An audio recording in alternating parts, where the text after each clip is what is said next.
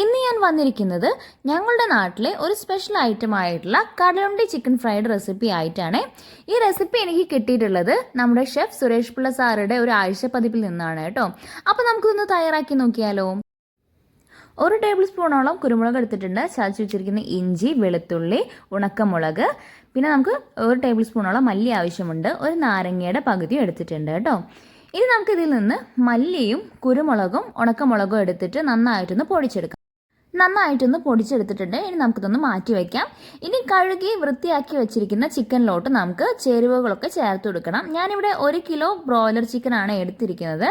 ഇനി നമുക്ക് ഇതിലോട്ട് 1 ടേബിൾ സ്പൂണോളം ഇഞ്ചിയും വെളുത്തുള്ളിയും ചതച്ച് പേസ്റ്റ് ചേർത്ത് കൊടുക്കാം. ഒരു 1/4 ടീസ്പൂണ് മഞ്ഞൾപ്പൊടി ആദ്യം ചേർത്ത് കൊടുക്കുന്നുണ്ട്. 3 ടേബിൾ സ്പൂൺ മുളക് പൊടി ചേർത്ത് കൊടുക്കുന്നുണ്ട്. മുളക് പൊടിക്ക് പകരമായിട്ട് നമുക്ക് കാശ്മീരി ചില്ലി പൗഡറും ചേർത്ത് കൊടുക്കാവുന്നതാണ്. ഇനി ഇതിലോട്ട് നമുക്ക് 1.5 ടേബിൾ സ്പൂൺ ഗരം മസാല ചേർത്ത് കൊടുക്കാം.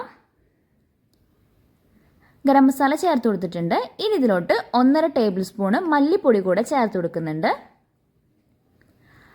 1 ടേബിൾ സ്പൂൺ അരിപ്പൊടി കൂടെ ചേർത്ത് കൊടുക്കുന്നുണ്ട്. ഇനി ഇതിലോട്ട് ആവശ്യത്തിനുള്ള ഉപ്പും കൂടെ ചേർത്ത് കൊടുക്കാം. ഇനി ഇതിലോട്ട് നമുക്ക് ഒരു ചെറുനാരങ്ങയുടെ പകുതി കൂടെ ചേർത്ത് കൊടുക്കാം കേട്ടോ. ഇത് നമ്മൾ നേരത്തെ പൊടിച്ച് വെച്ചിരിക്കുന്ന പൊടി നമുക്ക് ഇതിലോട്ട് ഇട്ട് കൊടുക്കാം.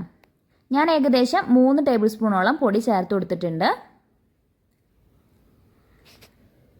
എല്ലാ പൊടികളും ചേർത്ത് കൊടുത്തതിന് ശേഷം നമുക്കിത് നന്നായിട്ടൊന്ന് കൈ ഉപയോഗിച്ച് മിക്സ് ചെയ്തെടുക്കാം. നന്നായിട്ടൊന്ന് മിക്സ് ചെയ്തെടുത്തിട്ടുണ്ട്. ഇനി നമുക്കിതൊന്ന് റെസ്റ്റ് ചെയ്യാൻ വെക്കാം. ഏകദേശം നമ്മളൊരു 1/2 മണിക്കൂർ റെസ്റ്റ് ചെയ്യാൻ വെച്ചിട്ടുണ്ട് കേട്ടോ. ഇനി ഒരു പാൻ വെച്ച് ചൂടാക്കിയതിന് ശേഷം നമുക്കിതിലോട്ട് ഓയിൽ ഒഴിച്ചു കൊടുക്കാം. ഓയിൽ നന്നായിട്ടൊന്ന് ചൂടായി വരുമ്പോൾ ആവശ്യത്തിന് കറിവേപ്പില കൂടെ ഇട്ട് കൊടുക്കുന്നുണ്ട്. കറിവേപ്പില നന്നായിട്ടൊന്ന് മൂത്ത് വരുമ്പോൾ നമുക്ക് ഇതിലോട്ട് നേരത്തെ നമ്മൾ തേച്ച് വെച്ചിരിക്കുന്ന ചിക്കൻ്റെ പീസ് ഓരോന്നോരോന്നായിട്ട് ഇട്ട് കൊടുക്കാം. നമ്മൾ ഈ ചിക്കൻ ഇട്ട് കൊടുക്കുന്ന സമയത്ത് ലോ ഫ്ലെയിമിലോട്ട് സെറ്റ് ചെയ്തിട്ട് വേണം ഈ ചിക്കൻ ഇട്ട് കൊടുക്കാൻ. നമ്മൾ മസാലയൊക്കെ തേച്ചതുകൊണ്ട് പിടിച്ചു പോകാനുള്ള സാധ്യത കൂടുതലാണ് കേട്ടോ. അപ്പോൾ ലോ ഫ്ലെയിമിലോട്ട് സെറ്റ് ചെയ്തതിന് ശേഷം നമുക്ക് ചിക്കൻ്റെ പീസ് ഓരോന്നോരോന്നായിട്ട് ഇട്ട് കൊടുക്കാം.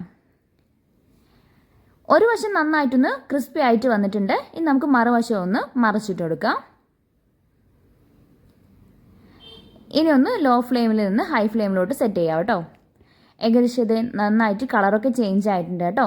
ഇനി നമുക്ക് നന്നായിട്ടൊന്ന് ഫ്രൈ ചെയ്തെടുക്കാം.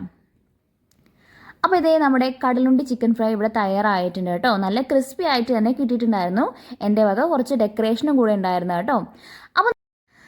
അപ്പോൾ നമ്മുടെ കടലുണ്ടിക്കാരുടെ ചിക്കൻ ഫ്രൈഡ് റെസിപ്പി എല്ലാവർക്കും ഇഷ്ടപ്പെട്ടെന്ന് കരുതുന്നു. അപ്പോൾ നമ്മുടെ ഇന്നത്തെ റെസിപ്പി എല്ലാവരും ട്രൈ ചെയ്ത് നോക്കണേ. ബൈ.